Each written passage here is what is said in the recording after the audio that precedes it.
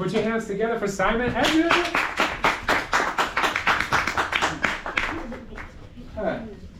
Hi. I've known Aaron for years, but he emailed me yesterday and told me about this. So I wrote this poem. It's just a draft. Quote, I wrote this yesterday based on the theme. My God, Ferocious Love, right? Yeah. I'm a teacher in New Haven. This is my 20th year teaching in New Haven. I taught at Hill House for 10, then I worked downtown central office for 3 years. I think that's when we met. And now I work at sound school, so I've been at sound school for 7. Sweet. You guys to sing or? I just forgot. I wanted each person to say like where you teach and what you teach. But so maybe if you get up again, you can say that. Okay. So I wrote the narrative part of this, but I'm going to interject a couple of times. So those things are not my words. All right. So this is called For the Love of Happy. She came to me with a single question. Can a poem ever be happy? When I said yes, she asked when the last time I wrote a happy poem was. I took out my journal, always with me, and flipped through the past month. I couldn't find one. She was a freshman, friends with some of my sophomores from a few of my classes.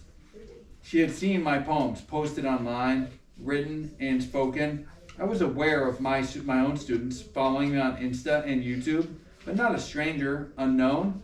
She asked if I would read words of her own. I agreed. She chose. I read. We discussed. She came back once a week. We read each other's poems and provided feedback both ways. This is one of her haikus. The sky is angry, takes its anger out on us, blinds us from our world.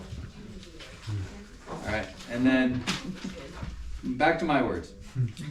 A week later, one of my students, a native Spanish speaker, told me he was writing a poem daily in his nature journal assignment. There were beautiful reflections of the experiences I encouraged outside. Just a photo required, and a sentence or two, for 15 minutes, 12 times over a month and a half. He told me he was inspired by my words as he read. This is his words. Believe.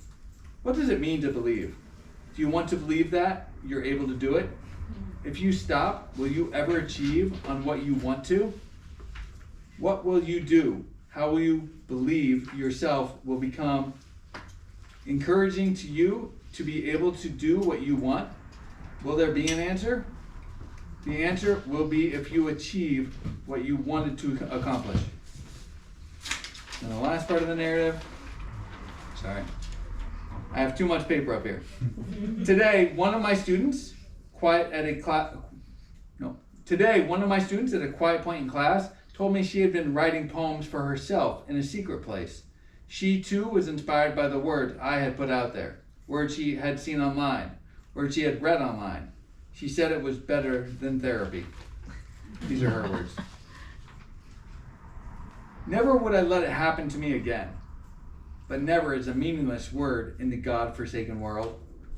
Never would I believe another promise, yet I do. And just like the past, it's an empty promise. Stupid, I shout in the mirror. My heart sinks like the Titanic. What to do isn't my choice. I don't have the right to think about what I want if it hurts them. To be the bigger person is just as sad when you can fight back for a friendship. Even if no one was listening, there are signs that we all see. So he can make an empty promise.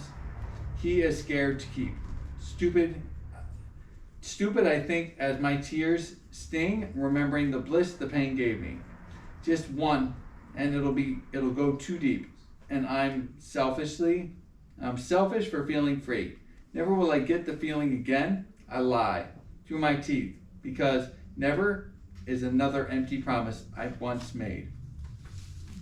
So I asked them today if I could read their poems at this. So, and I asked that the last one I asked her to give me a poem to read when she said yes. So I hadn't seen her poetry before, but she just told me. So that's a true story, and those are 3 of my students. Oh, yeah. And it's about Ferocious Love.